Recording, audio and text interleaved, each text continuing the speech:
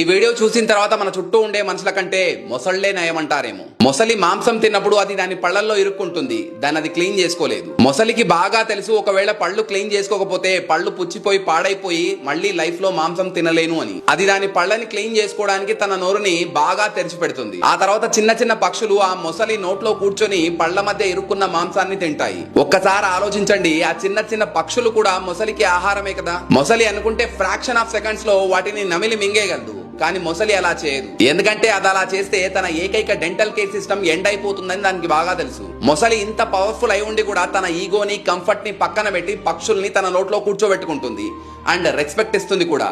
And పక్షులు కూడా మొసల్ని నమ్ముతాయి. కానీ మనుషులు అవసరం ఉన్నప్పుడు అమ్మ అయ్య అంటూ సహాయం తీసుకొని అవసరం తీరంగానే నీ అమ్మ అంటూ ఉంటారు. సహాయం చేసిన వాళ్ళని మర్చిపోతారు, పైగా వాళ్ళనే నమ్మించి మోసం చేస్తారు కూడా. అందుకే ఇలాంటి నీ చుట్టూ ఉండే వాళ్ళకన్నా ఇలాంటి మొసళ్లే నయం. ఈ రోజుల్లో జంతువులకున్న ఇంగిత జ్ఞానం కూడా మనుషులకు లేకుండా పోయింది.